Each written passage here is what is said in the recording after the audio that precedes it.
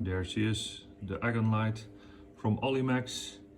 And as you can see here, I connected the ZDI interface all the way up to the GPIO pins and a couple of other extra things to hook up to my logic analyzer to actually check the signals going back and forth.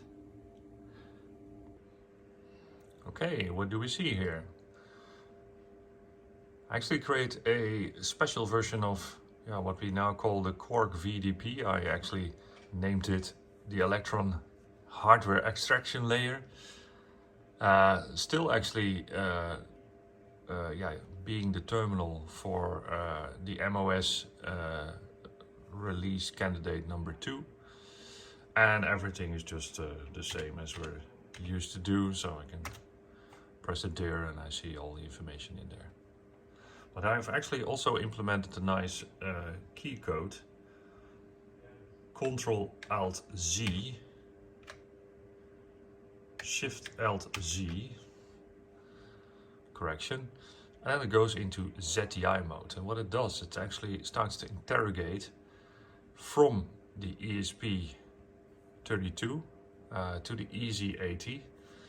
And actually interrogates a couple of things. So first we see the product ID, and the product ID is 7, which is the product ID of the EZ80 that we have in the board. The revision, you can see we can interrogate the CPU status, bus status. And then you see in the bottom, you see we actually break the CPU, so it stops, it pauses.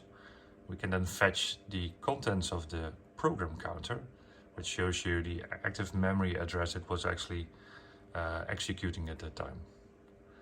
And then I'm actually created a routine to do a memory dump of any part in memory.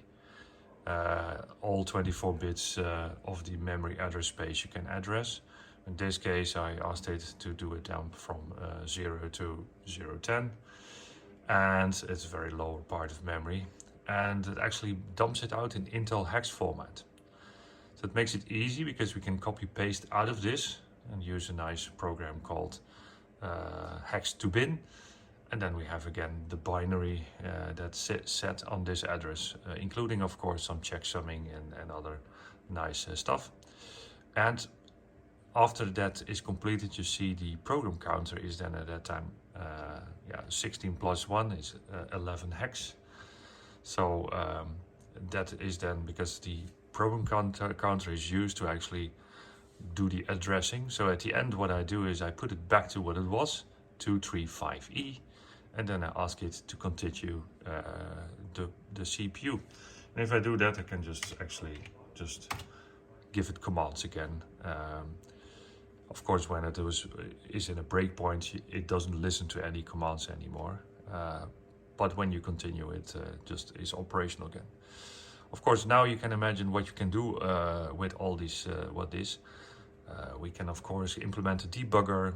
We can actually read memory. We can actually write to memory. We can actually also upload a program through this, execute the program, because we can point the program counter to anywhere we want. We can read all the registers. We could also kind of push a program that flashes the firmware. We can do actually everything with it. What I'm very much interested in is to kind of implement a remote debugging feature. So what have I done? I've also made sure that everything you see now on the screen is also shown in the terminal screen. So let's have a look there. So back on my terminal screen on my Mac, I've connected to the ESP32, and it's actually echoing all the characters we just saw on the VGA output. So if I just do a reset, it shows the normal boot process with the star in it. Of course, I've made it so that if you just type here, it will actually appear on the VGA as well, but it will also echo everything. It comes out back from the EZ80 to the ESP32 to the Mac. So you actually have the whole chain connect to each other. And at the same time I can also hit the hotkey on the keyboard. I will make something like that also for the terminal, but I have not implemented yet. So if I do that, it actually goes into the same ZDI mode, and it echoes everything that we have seen earlier. And by doing that, you can of course copy paste stuff.